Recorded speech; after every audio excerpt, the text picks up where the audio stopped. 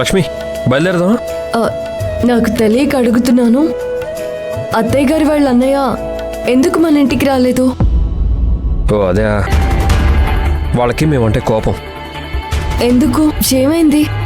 పెళ్ళికి కూడా రాలేదంటే ఏదో పెద్ద విషయమే అయి ఉండాలి. అదో చాలా పెద్ద కథ. మా మావయ్యకు కొడుకున్నాడు.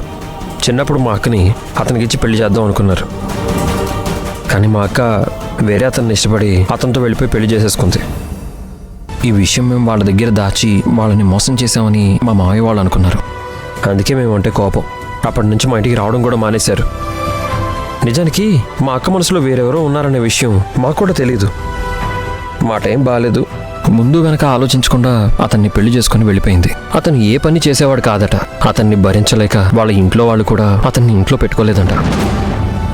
చివరికి డబ్బు కోసం దొంగతనాలు చేసే స్థాయికి దిగజారాడంట.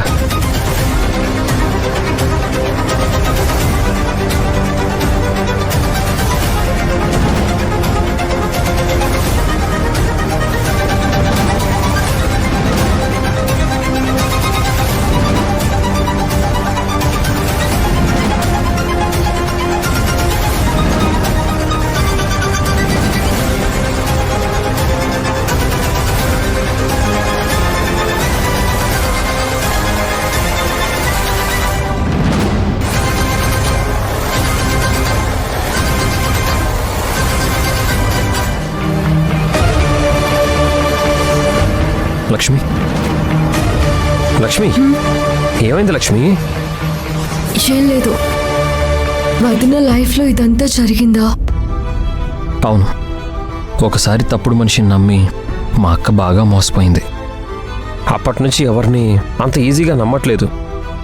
పైగా ప్రతి ఒక్కరిని అనుమానిస్తుంది. బహుశా మీ విషయంలో కూడా అదే జరుగుతుంది. మెల్లగా సర్దుకుంటుంది. నిజానికి మా అక్క చాలా మంచిది లక్ష్మి. కాకపోతే పరిస్థితులే తను అలా తయారు చేశాయి. అర్థమైందండి. బాధ్యత లేని వ్యక్తుల్ని చూస్తేనే ఇబ్బందిగా ఉంటుంది. అలాంటిది తన భర్త అలా ఉంటే ఏ భార్య అయినా సహిస్తుంది చెప్పండి? పాపం వదిన, ఇక మీదట తనకి కోపం రాకుండా నడుచుకోవాలి. అమ్మో, ఆఫీస్కి లేట్ అవుతుంది, మనం బయలుదేరదాం. అన్నట్టు చెప్పడం మర్చిపోయాను, ఇవాళ మధ్యాహ్నం నేను ఆఫీస్ నుంచి డైరెక్ట్గా ఎయిర్పోర్ట్కి వెళ్ళి మా మామయ్యని తీసుకొస్తాను. మీరు కొంచెం లంచ్ టైంకి ఇంటికి వచ్చేసేయండి. మళ్ళీ లేట్ అయితే అమ్మ వాళ్ళు ఇబ్బంది పడతారు. సరేనండి, నేను త్వరగా వచ్చేస్తాను. వెళ్ళగానే హాఫ్ డే లీవ్ ఇవ్వమని అడుగుతాను. సరే పదండి.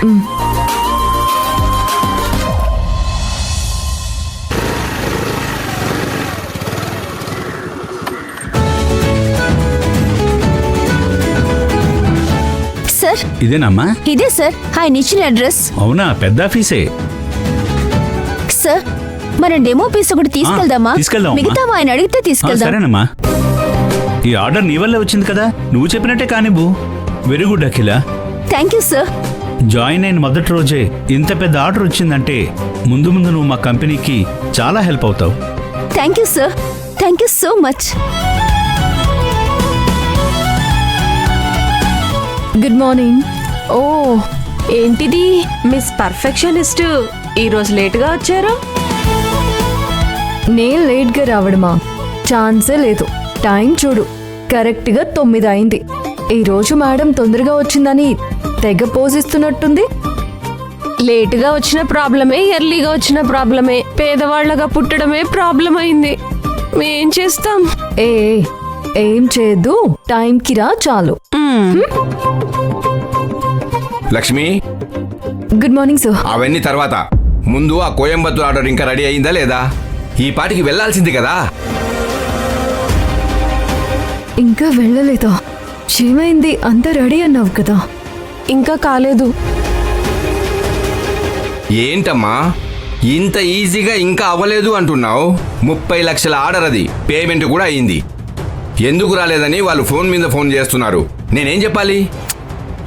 విచ్చి, ఏంటి ఇది? ఆర్డర్ కంప్లీట్ చేయాల్సిందే నీ రెస్పాన్సిబిలిటీ కదా. ఎందుకు లేట్ అయింది?